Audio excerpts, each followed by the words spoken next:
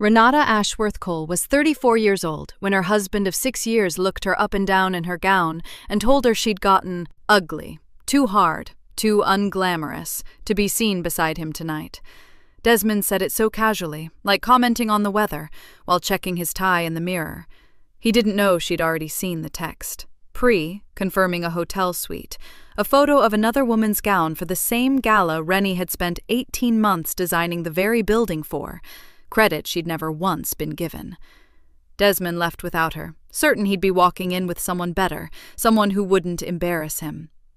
What he didn't know was that Harold Denby, CEO of the firm hosting tonight's event, had personally requested her presence for something he called a long-overdue announcement. Rennie stood alone in her closet, phone still warm in her hand. Then she reached for the emerald dress, the one she'd chosen herself, and for the first time in years, she smiled. Before we dive in, comment where you're watching from today, and if stories like this speak to you, hit subscribe, because tomorrow's story is even more intense. The zipper stopped halfway up her back. Rennie tugged at it once, gently, then let her hands fall. She stood very still in front of the full-length mirror and studied her reflection, the way she studied blueprints, searching for the problem, measuring the distance between what was and what should be. The gown was midnight blue, fitted through the bodice, with a low drape at the back that she'd loved in the boutique. She still loved it. She thought it was beautiful. But tonight, she couldn't quite settle into it the way she wanted to. Something felt off, like a wall built 2 degrees out of square, invisible to most eyes, impossible to ignore once you'd seen it. She reached back and tried the zipper again. There, it moved, caught, then glided the rest of the way up. She exhaled. Tonight was the Meridian Foundation Gala, black tie, held at the Meridian Tower itself, a 42-story glass and steel structure that rose from the city's east corridor like a blade catching morning light. Rennie had spent 19 months designing that building. 19 months of late nights, structural revisions, arguments with contractors, and a final blueprint that her firm's partners had called, in a closed-door meeting she wasn't supposed to know about, the best work to come out of this office in a decade. Her name was on none of the public materials. That had been Desmond's idea, 3 years ago, early in their marriage, when the commission was still just a folder of sketches on the kitchen table. 1 power player per household is enough, Ren. It keeps things balanced. You know how people talk. She'd told herself it was practical. She'd told herself she didn't need the credit to feel good about the work. She'd been telling herself a lot of things for 3 years. The doorbell rang at 6:15.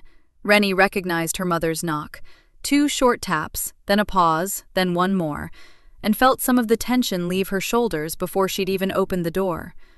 Corrine Ashworth stepped in from the cold with a garment bag over one arm and a container of leftover rice and peas in the other hand, as though she'd been unsure whether her daughter needed wardrobe help or a meal.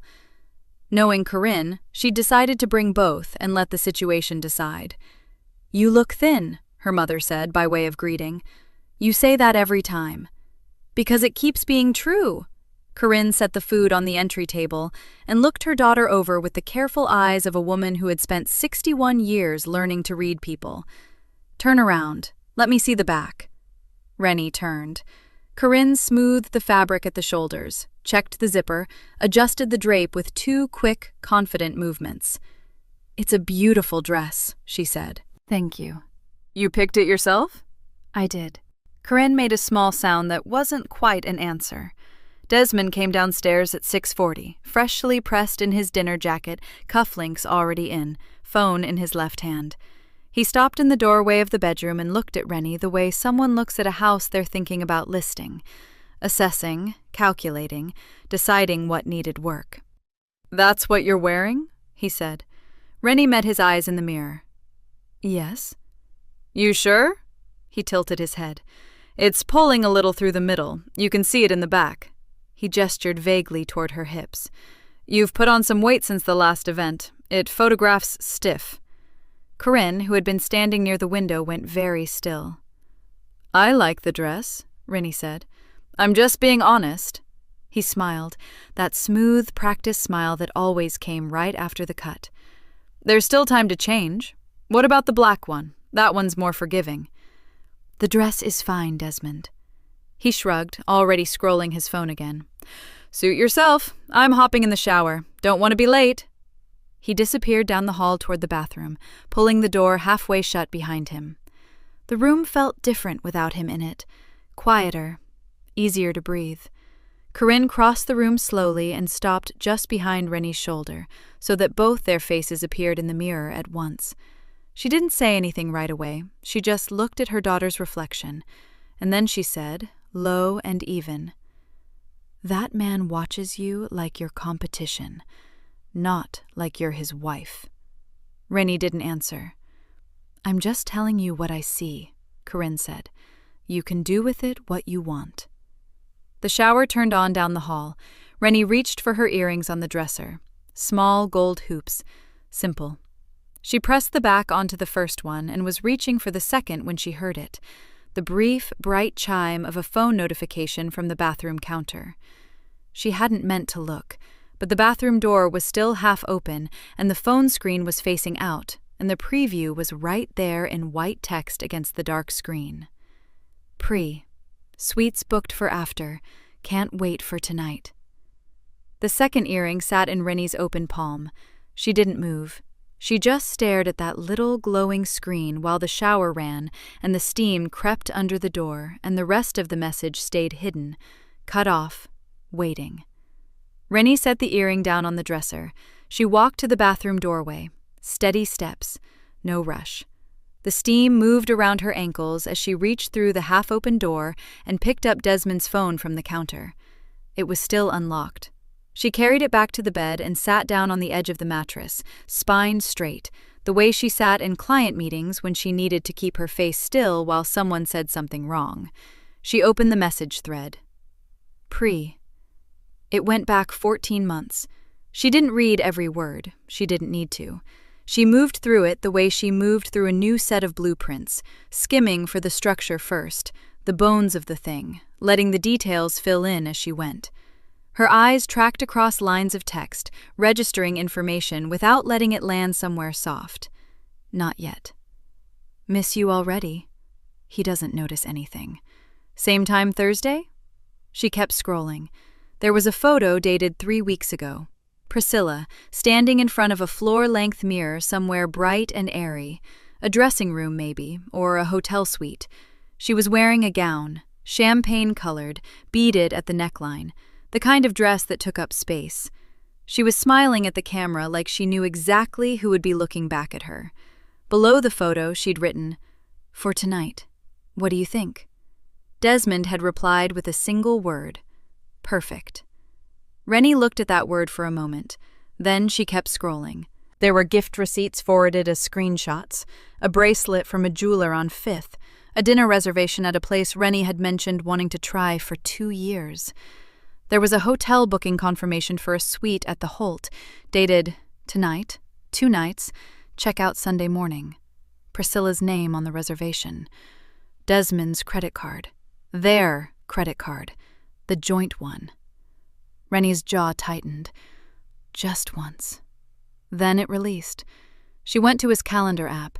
She found it in the second week of the month, flagged in blue. A simple title, no attempt to hide it, the kind of carelessness that comes from feeling untouchable. Gala, Priscilla plus D, 7:30 p.m., Meridian Tower. Same building, same night, same event. Rennie sat with that for a moment. Priscilla wasn't just attending the gala. She wasn't some coincidental overlap, some awkward networking run-in that Desmond would smooth over later with a plausible explanation and that practiced smile. He had planned this. He had bought her a gown and booked a suite and added it to his calendar like a standing appointment. He was taking her to the Meridian Foundation Gala. Tonight. The gala honoring the building Rennie had designed. She set the phone face down on her knee. The shower was still running. She breathed in through her nose and out through her mouth, slow and controlled, the way she'd learned to breathe on job sites when something went wrong and the crew was watching her face to decide how worried they should be. She wasn't going to give anyone, including herself, the satisfaction of panic. She thought about the building. 42 floors, the east-facing glass panels that caught the early light the way she'd calculated them to. The lobby ceiling with its floating geometric baffles, each one angled by hand to reduce echo without killing the open feel of the space. 19 months. She had given that building 19 months, and tonight there would be a room full of people standing inside it, eating past appetizers and drinking champagne, and most of them would never know her name. She had accepted that once. She was done accepting things. The shower stopped. She heard the curtain rings scrape the rod, the soft thud of a towel pulled from the hook, water draining. Rennie did not move from the edge of the bed. She sat exactly where she was, his phone face down on her knee, her hands folded over it, her posture calm and upright. She wasn't going to confront him tonight. Not like this. Not before she had everything she needed. Not before she understood every corner of what had been built behind her back. Confronting him now, emotional, half-dressed, 3 hours before the gala, would only give him the chance to manage her. She would not be managed. The bathroom door swung open. Desmond walked out in a white towel, still damp, reaching up to run a hand through his hair. He was already talking before his eyes found her. "I'm thinking we take the car service instead of driving. Parking's going to be a mess down there." He stopped. He saw her. She was sitting very still on the edge of the bed, his phone in her hands, her eyes on his face. The air in the room changed. Desmond's expression shifted, not all at once, but in layers, the way a mask slips when the person wearing it suddenly realizes they've been seen. The easy confidence, the casual authority, all of it flickering just slightly at the edges. "Where'd you get that?" he said. Rennie looked at him. She didn't answer. Desmond stood in the bathroom doorway for a moment longer than he should have. Then he walked into the room like nothing was wrong, like the phone in her hands was nothing, like she was nothing. He moved to the closet and pulled it open, reaching for his tuxedo jacket on the hanger. "You went through my phone." "It was unlocked," Rennie said, "on the counter." "So that's a yes."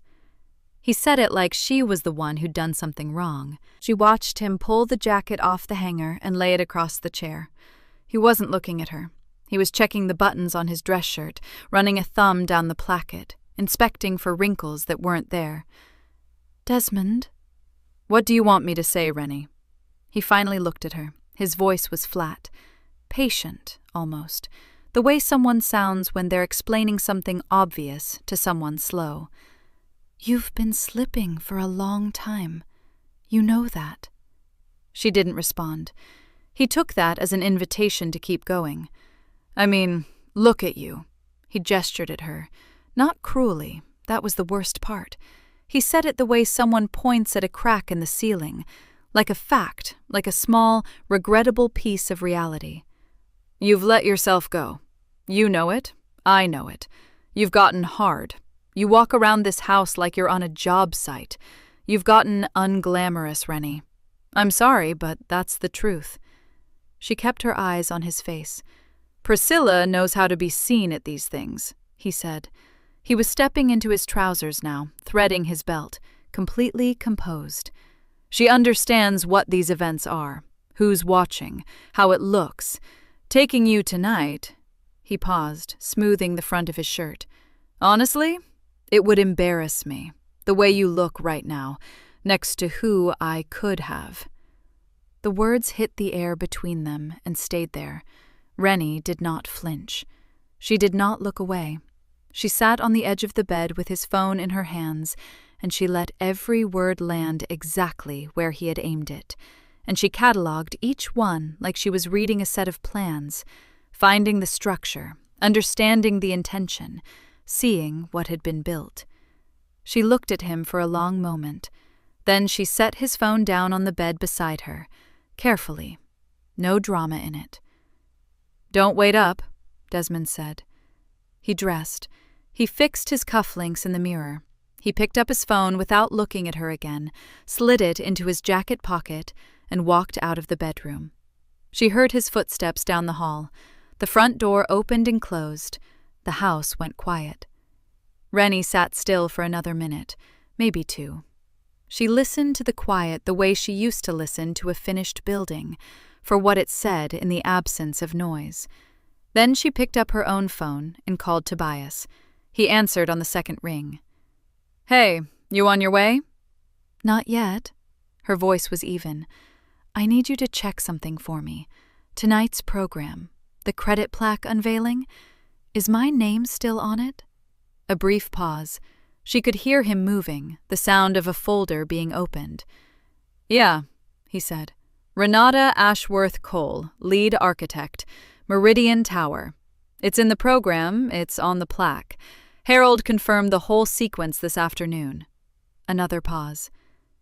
"Rennie, is everything okay?" "Yes," she said. "I'll see you there." She hung up. She sat for one more moment. Then she stood, walked to the closet, and pushed past the dress Desmond had picked. The safe one, the neutral one, the one he'd chosen because it made her easy to overlook, and reached to the far left of the rack. The emerald dress had been hanging there for 6 weeks. She'd bought it on a Tuesday afternoon without telling him, which meant she'd known something even before she'd let herself know it. It was deep green, structured at the shoulder, the kind of color that didn't ask permission. She'd looked at it in the store and thought, not yet.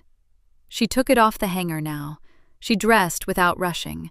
She did her own makeup, simple, light, just enough. She left her hair natural, the way it fell when she stopped fighting it, soft and full around her face. No armor, no performance, no version of herself assembled for someone else's comfort. She looked in the mirror. She looked like herself. Fully, clearly, unmistakably herself. And that was more than enough. The Meridian Tower entrance was lit gold from the ground up, light spilling across the stone plaza in long, warm columns. A red carpet stretched from the curb to the brass doors, flanked by photographers and guests in evening wear. Rennie stepped out of the car alone. She moved through the entrance at a quiet, unhurried pace, just as Harold Denby's voice rose above the crowd near the main doors, warm and carrying, addressing the gathered guests. "Before we begin the evening," Harold said, "I want to take a moment to properly introduce you to the person responsible for the building you're all standing inside, the architect of Meridian Tower, Renata Ashworth Cole." Every camera turned, and there, 20 feet away on the red carpet, Desmond and Priscilla went completely still. The room turned toward her like a tide. Rennie walked through the brass doors and into the light, and for a moment, the crowd simply looked.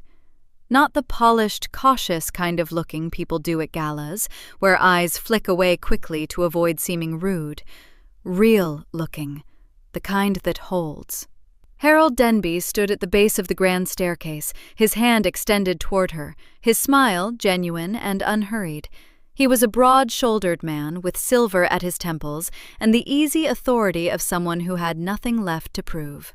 "Ladies and gentlemen," he said again, as Rennie reached the foot of the stairs, "the woman who gave this city its newest landmark." The applause that followed was not polite. It was real. Rennie shook Harold's hand and turned to face the room, and she let herself take it in. The high ceilings she had spec'd herself, the stone floors she had argued for through 3 rounds of budget cuts, the curtain wall of glass across the east side that caught the city's glow and held it like water in cupped hands. Her building, her work, her name, finally, attached to it in a room full of people who mattered. She smiled. A real one.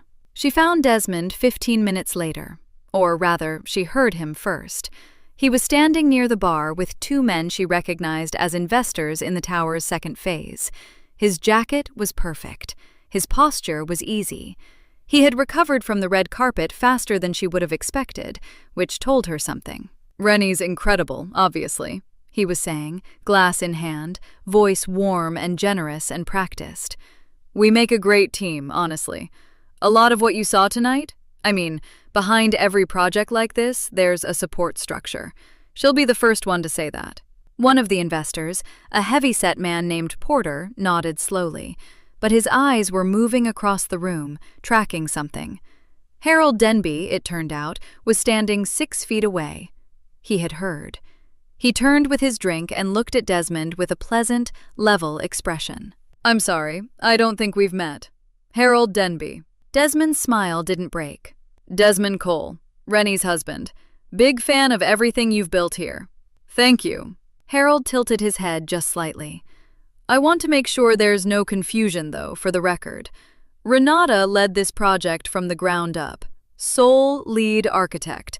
There wasn't a team on the design side. That was entirely her." He said it simply, no edge in it, just a correction, the way you'd straighten a picture frame. But in a room this size, with ears this close, simple was devastating. Porter looked at Desmond. The other investor looked at Priscilla, who had appeared at Desmond's elbow at some point in the last 30 seconds, her champagne flute held just a little too carefully. Desmond laughed, easy and light. "Of course, that's what I meant." Nobody corrected him on that. Rennie did not look back as she moved deeper into the room. She didn't need to see his face. She had already filed it away, the shape of it, the recovery attempt, Harold's quiet correction landing like a stone dropped into still water. She would think about it later, when she was somewhere quiet. Right now she kept moving, accepting congratulations, answering questions about cantilever load tolerances with the same calm she'd answered questions all evening. It was near the far windows, an hour in, that she heard it. 2 women from the structural consulting firm, she knew them by sight, friendly faces from 3 years of meetings, were talking quietly near the floral arrangement by the window, their voices low, but not low enough. "I just think it's tacky. She planned the Henderson wedding last spring. Rennie was at that wedding." "How long has it been going on?" "From what I heard, over a year, maybe more. Someone said it started right around the time Rennie got that partner track offer from the firm, like the same month." A pause. "That's awful." "I know." Rennie kept walking. She did not stop. She did not turn her head. But her steps slowed, just for a second, before she corrected them. Right around the time the partner offer came. She thought about the month that offer had arrived, how Desmond had gone quiet for 3 days after she told him, how he had eventually said, "That's great, babe," in a voice that meant something else entirely. How 2 weeks later he'd suggested she'd turn down the offer because someone should be home more. She had thought that was about the marriage, about balance. She walked until she reached a side corridor near the catering entrance, where it was cool and dark, and the sound of the room dropped to a murmur behind the wall. She took out her phone and called Yolanda. It rang twice. "Hey, aren't you at the gala?" "I am." Rennie kept her voice low and even. "I need you to do something for me tomorrow morning. I need you to sit down with me and look at the household finances. Everything. Accounts, transfers, the works." A short pause. "How bad?" "I don't know yet," Rennie said. "That's why I'm asking." "I'll be there at 9, Yolanda said without hesitation. "Thank you." Rennie hung up. She stood in the corridor for a moment, her back straight, her breathing steady. Then she went back inside to collect her award. She would leave before Desmond could reach her. The kitchen smelled like coffee and last night's rain. Rennie had been up since 5. She hadn't slept well, not because she had cried, but because she hadn't. Her mind had stayed too busy, too precise, turning things over the way she turned over a design problem, looking for the load-bearing pieces, looking for what held everything else up. By the time Yolanda knocked at 9, the folder was already on the table. Yolanda Briggs had a way of walking into a room that made it feel smaller. Not because she was loud, because she was focused. She came in with a tote bag over one shoulder and a large coffee in each hand, set one in front of Rennie without being asked, pulled out the chair across from her, and sat down. She looked at the folder. "Okay," she said. "Walk me through what you pulled." Rennie opened it. Joint checking, joint savings. The brokerage account we opened in 2021. 3 years of statements. Yolanda nodded and reached for the first stack.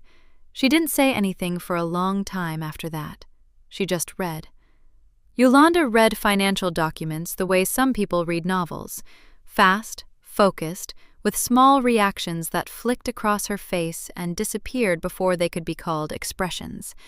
A slight tightening around the eyes, a very brief pause over one page before turning it.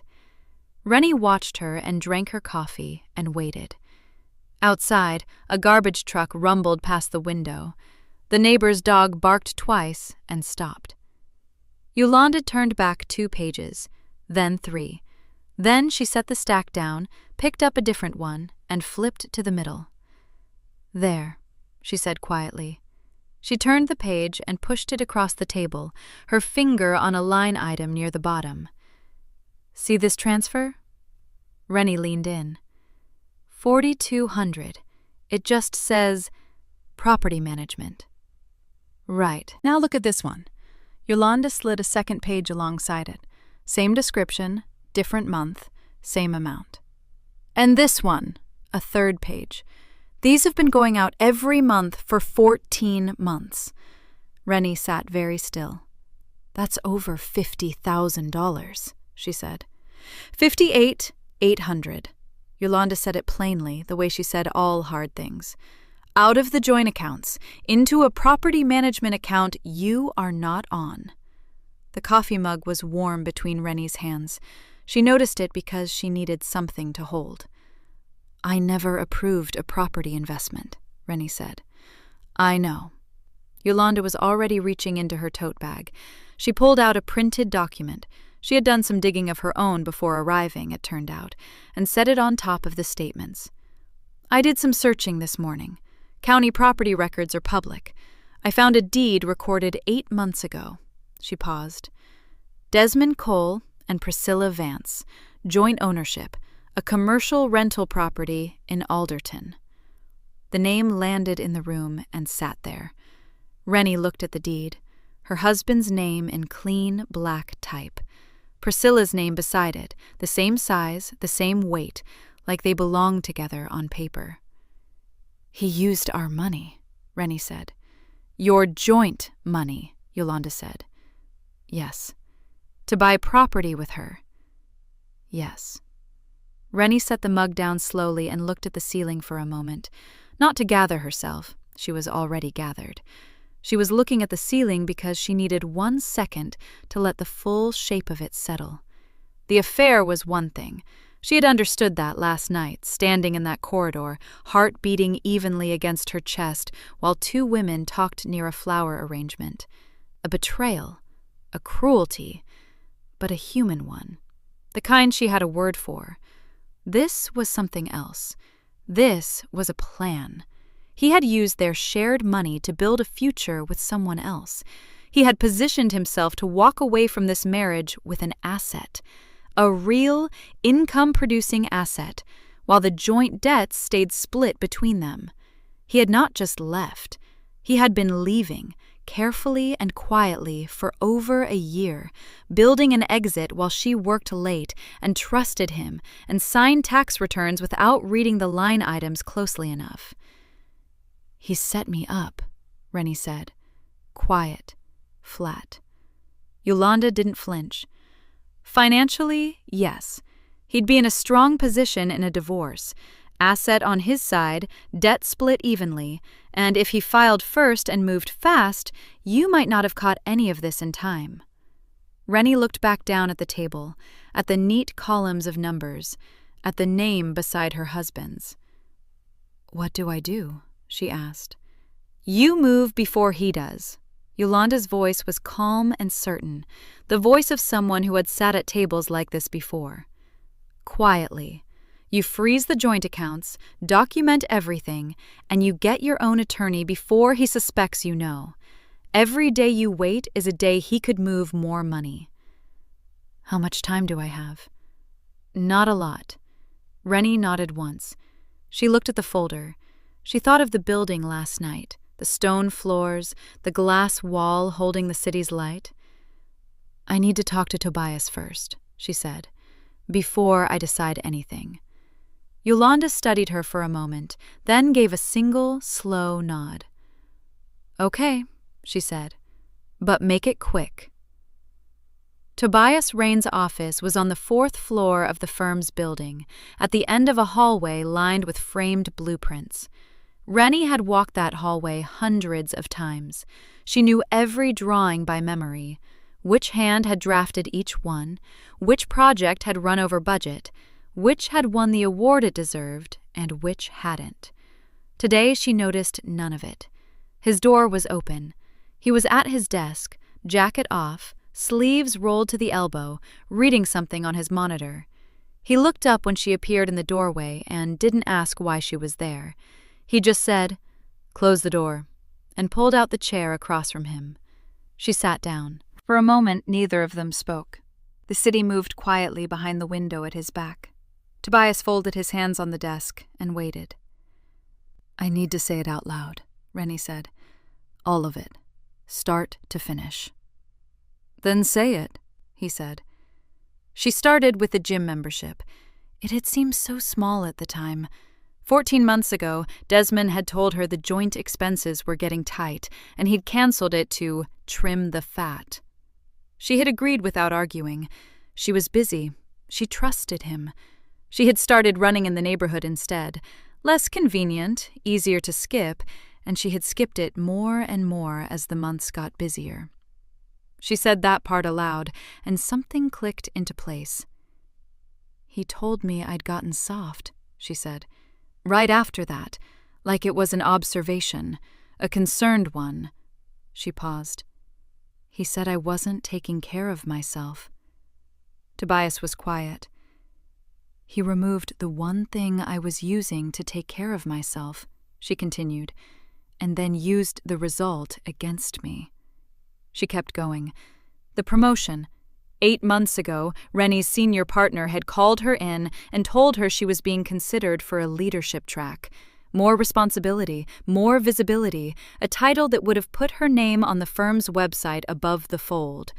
She had mentioned it to Desmond over dinner. He had set down his fork and looked at her with that particular expression he had. Not unkind, just careful, like he was delivering news she wasn't ready to hear. Someone has to be home, he had said. You already work late 3 nights a week. This isn't the right time. She had turned it down. Sitting across from Tobias now, in the quiet of his office, she heard it clearly for the first time. He talked me out of the promotion the same month the money started moving, she said. The first transfer Yolanda found. It was that month. October.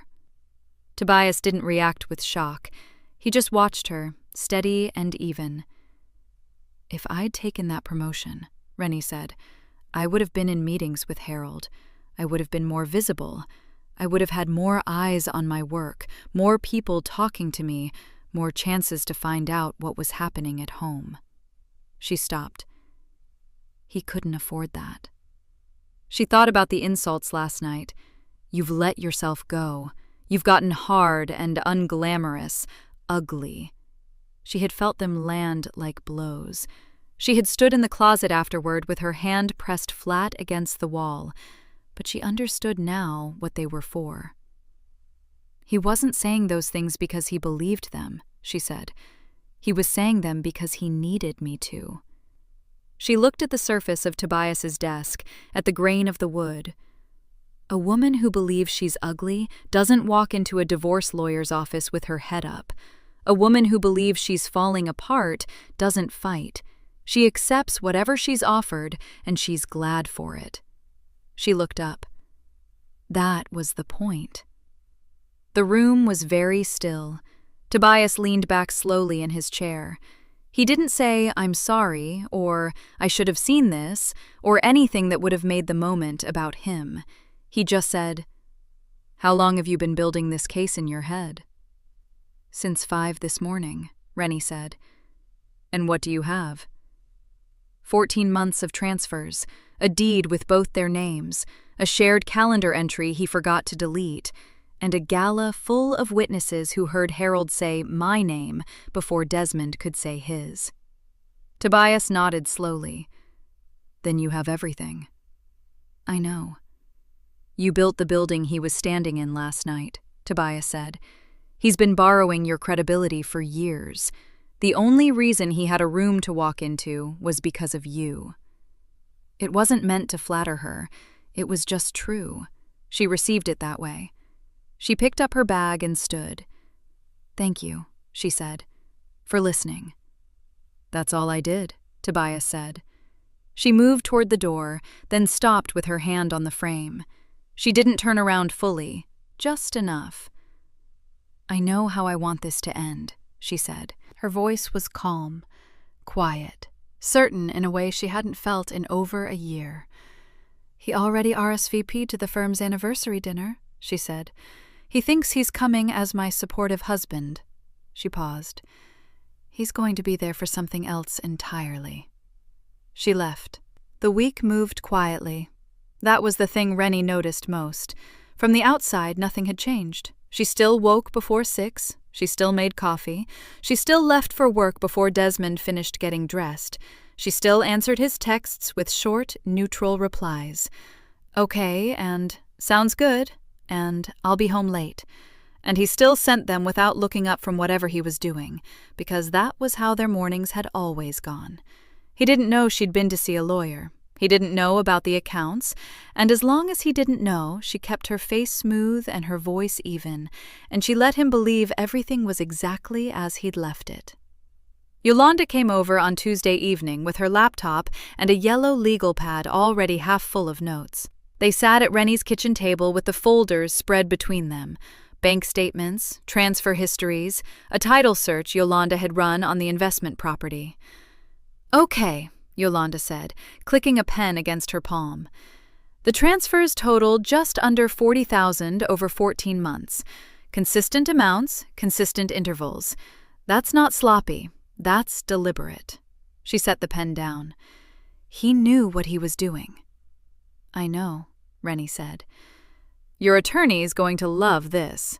Yolanda tapped the title search. A jointly held investment property with his girlfriend, purchased with funds from a joint marital account. That's not just cheating. That's conversion of marital assets. How long before he'd notice the accounts are frozen? Depends on when he tries to move money again. Based on the pattern, Yolanda ran her finger down a column of dates. He's been transferring around the 15th of each month. You've got about a week, maybe 10 days. Rennie looked at the calendar pinned to the kitchen wall. The anniversary dinner was 2 weeks out. The 15th fell before it. Freeze them Friday, Rennie said. Give the attorney everything by end of day Thursday. Yolanda nodded and wrote it down without ceremony. That was one of the things Rennie loved most about her. She didn't make things bigger than they needed to be. She just wrote it down. The attorney's name was Claudine Moore. Her office was on the 17th floor of a building 6 blocks from the firm, and she had a reputation in family law circles that Yolanda had described in 3 words: thorough, fast, unbothered. Rennie met with her on Wednesday morning. She laid everything on the table: the transfers, the deed, the calendar entry, the photo of Priscilla in the gown, the timeline Yolanda had reconstructed, month by month, matching each financial move to a moment in Rennie's personal life. The gym membership, the promotion, the slow and steady erosion of her footing at home. Claudine read without interrupting. She turned pages with a single finger, unhurried, her reading glasses low on her nose. When she finished, she took them off and set them on the desk. We can file Friday, she said. Not yet, Rennie said. 2 weeks. Claudine looked at her. There's an event, Rennie said. I need it handled in a specific order. Claudine studied her for a moment, then nodded slowly. I'll have everything ready to file the morning after. She went to Harold Denby's office on Thursday afternoon. He stood when she came in, the way he always did, an old habit he'd never dropped, and one she'd always quietly respected. "Rennie," he said, smiling, "I've been meaning to call you. That introduction Saturday was long overdue." "It was," she said. "Thank you for that." She sat down, folded her hands in her lap, and told him what she needed. Not all of it, just the professional piece. She told him the Meridian Award presentation mattered to her, that she wanted it presented at the anniversary dinner, in front of the full firm, that she wanted him to do it personally. Harold listened carefully. Then he leaned forward with his elbows on the desk and said, "Rennie, I've been looking for an excuse to give you that award for 18 months. You don't need to ask twice." She thanked him, shook his hand, and left. Desmond RSVP'd to the anniversary dinner that same afternoon. She saw the confirmation email come through on the shared household account. She still had access. She'd been careful not to change anything yet. His response was cheerful, almost breezy. "Desmond Cole, +1. Wait, scratch that. Just Desmond. Supporting my wife." She read it once. Then she closed the laptop. He called her that evening while she was still at the firm. His voice on the phone was warm and easy, the version of himself he put on when he wanted something to feel normal. "You hear about the anniversary dinner?" he said. "I RSVP'd." "I saw," she said. "Figured it'd be good for us to show up together. You know how those things are." "Sure," she said. "You're not going to fight me on that?" "No," she said. "I think it's a good idea." A short pause, then, satisfied, "Good. It'll be a good night." "It will," she said. She hung up. She crossed the room to her desk and opened her planner to the date of the dinner. She uncapped a pen, and in the small white square allotted to that evening, she wrote one word: "Ready." The venue was on the 14th floor of the Meridian Tower, Rennie's building. Her lines, her math, her choices pressed into steel and glass and stone. She had walked these halls 100 times over the past 3 years, during construction, during inspections, during the long months when no one outside the firm even knew her name was attached to it. She knew where every column sat. She knew the exact angle of the ceiling lights and why she'd chosen it.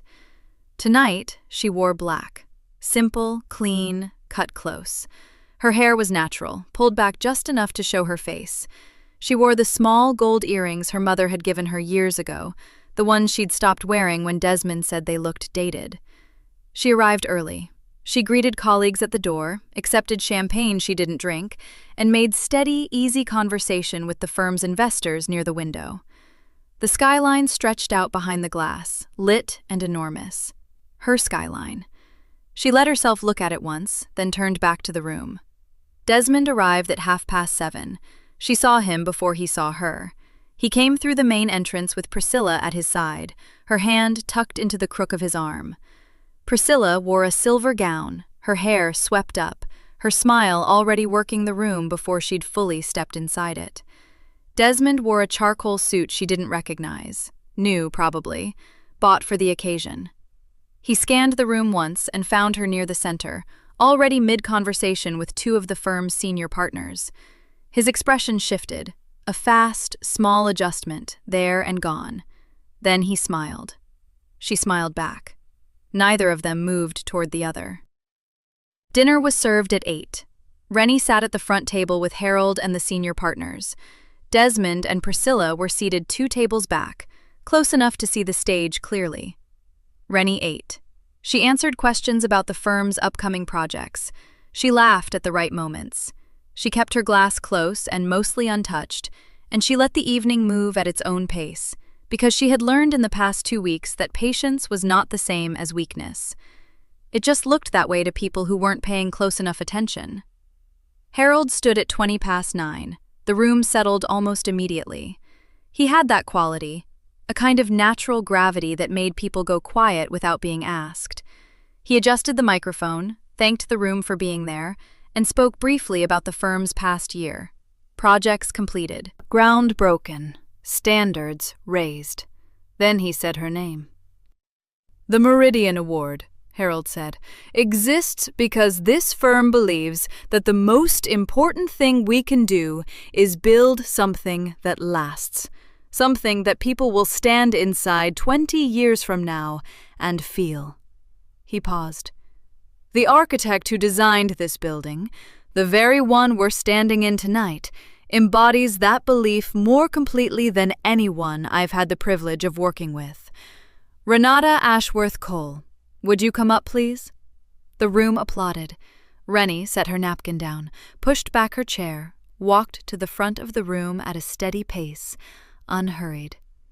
Harold handed her the award, a heavy piece, glass and brushed steel, and shook her hand warmly. She set it on the podium. She looked out at the room. 2 tables back, Desmond had his hands folded on the table. Priscilla sat very still beside him. Rennie unfolded a single sheet of paper from inside her jacket. "Thank you, Harold," she said. Her voice was clear and even. "Thank you to the firm and to everyone in this room who made this building possible." She looked down at the page, then back up. "I prepared something tonight because there are a few things I'd like to say while I have the room. I'll be brief." She smoothed the paper once with 2 fingers. "I've spent the last 3 years allowing my work to be minimized, sometimes by accident and sometimes by design.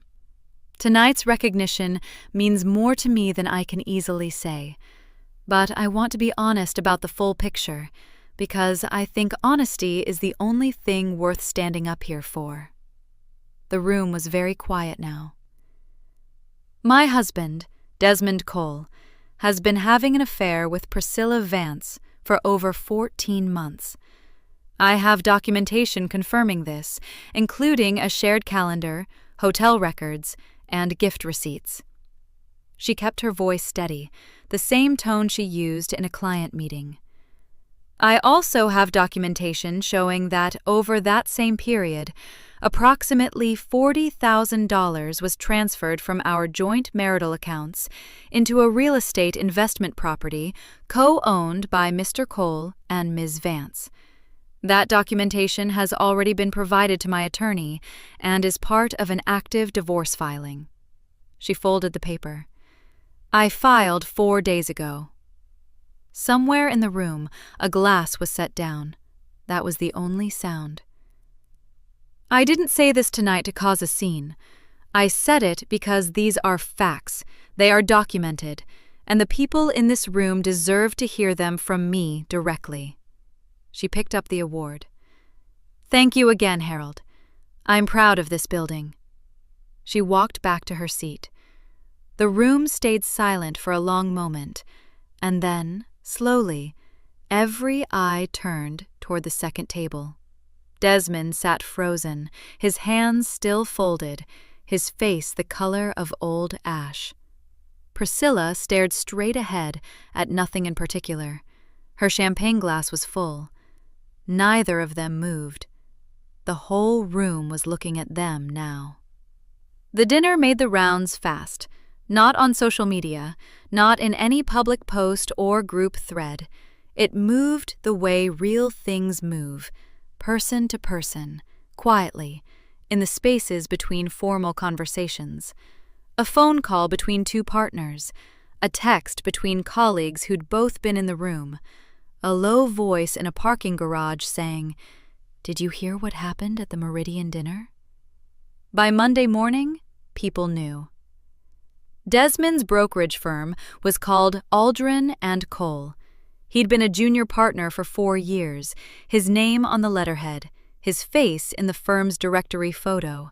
A confident shot, slight smile, jacket pressed just right. He had built his identity around that name on that letterhead. On Tuesday, 2 of his senior partners requested a meeting. It lasted 40 minutes. The investment property was the problem, not the affair. That was personal, and personal things could be managed.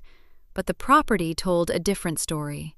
It showed a pattern. It showed money moved quietly, accounts touched without full disclosure, assets positioned in a way that suggested Desmond Cole knew exactly what he was doing and had chosen to do it anyway.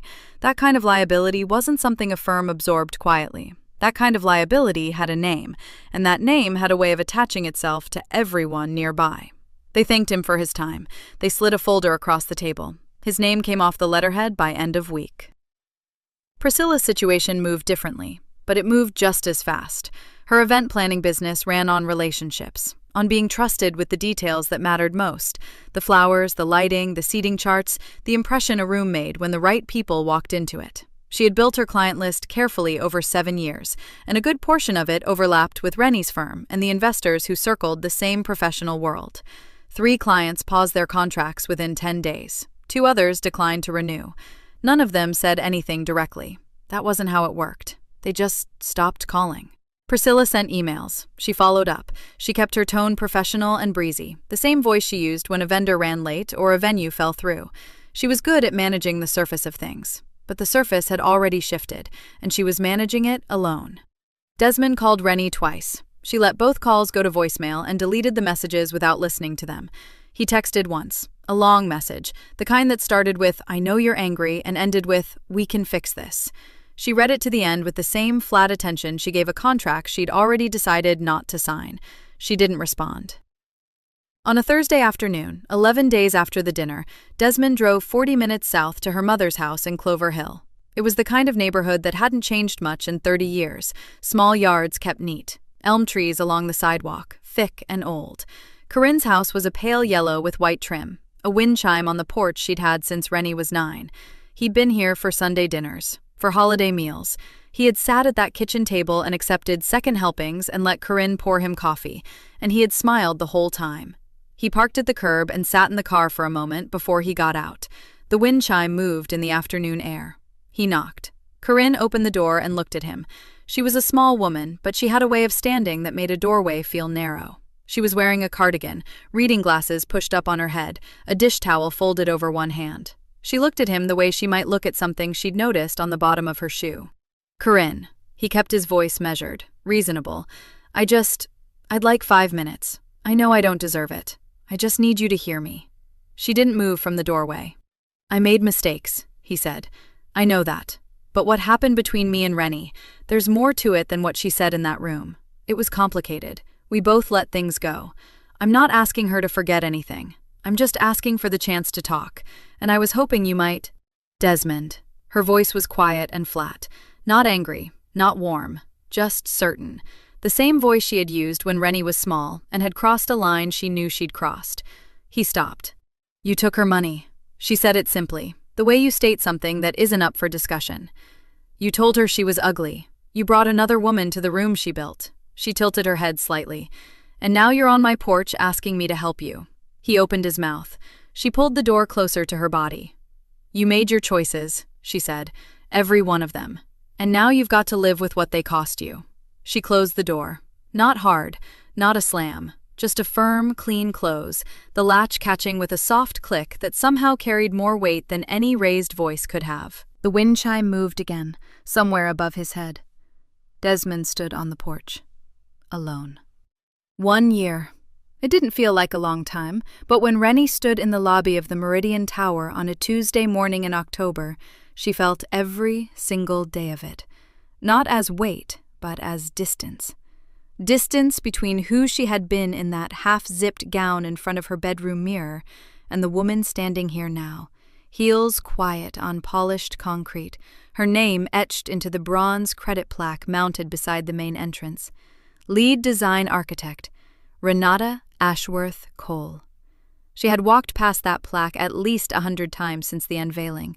She still looked at it every time, not because she needed the reminder, but because it was true, and true things deserved to be looked at. The lobby was high and open, flooded with the particular kind of morning light she had drawn into the plans herself. South-facing glass panels set at a slight angle, catching the October sun and spreading it wide and low across the floor. She had spent 2 weeks on that detail alone. Nobody had known that until this year. Now it was in the press release. Now it was in the profile the Architecture Trade Journal had run 4 months ago. A full spread, her photo on the left, the tower on the right. "The woman behind the skyline," the headline read. She had framed it, not for vanity, for evidence. Proof that it had happened, that it was real and documented and permanent, that no one could quietly shuffle her name to the back of the room ever again. The partnership had come through in the spring. Official, signed, announced at a firm meeting where people actually stood up from their chairs to applaud. Tobias had shaken her hand first, the way he always kept things clean and respectful in professional rooms. But his eyes said everything the handshake didn't. She had gone home that night to a house that was entirely hers. She'd bought out Desmond's share through the divorce settlement, which Yolanda had helped her secure cleanly and completely. And then she had renovated. Not dramatically, not to erase him exactly, though some of that was honest. She had renovated because the house had always had good bones, and she had always known what it could become. She'd drawn the plans herself on a Saturday morning at her kitchen table, barefoot, coffee going cold beside her. She took down the wall between the kitchen and the back sitting room. She put in longer windows facing the garden. She refinished the floors herself, on her hands and knees over 4 long weekends, her friend Yolanda coming by twice to help, and mostly to sit on the kitchen counter and make her laugh. The house felt like her now, every room. Tobias had become part of her life gradually, quietly, the way things become true when nobody's forcing them. He hadn't announced himself as anything. He hadn't needed to. He had been consistent. He had shown up in the ordinary ways. Coffee near the office when a project ran long, a text that asked nothing but said, "You handled that well today," on the hard days. Dinner once a week that started as a professional habit and became something neither of them felt like calling anything other than what it was. He had never tried to rescue her. That was the thing she valued most. He had just stayed nearby while she rescued herself. And when it was over, he was still there. And she had looked at him one evening across a small restaurant table and thought, yes, this one. This is fine. It wasn't a dramatic realization. It didn't need to be. She had had enough drama to last her. She heard about Desmond the way she heard most things now, through the peripheral edges of a professional world that had quietly stopped including him. A colleague mentioned it without thinking, a passing remark in a hallway. Ran into someone who knows him. Apparently he's out in Hadley Ridge now, some small shop out there, still trying to explain the Aldrin situation to anyone who asks. She had nodded and moved on. Hadley Ridge was 40 miles outside the city, strip malls and subdivision listings, a different world from the one he had spent years telling people he belonged in. She didn't feel sorry for him, but she didn't feel much of anything, which turned out to be better. Now she stood in the lobby of the building she had designed and looked up. The ceiling rose 60 feet above her, a clean sweep of pale concrete and structural glass, every line and angle exactly where she had placed it on paper 5 years ago, when this tower was still just a concept model on a drafting table.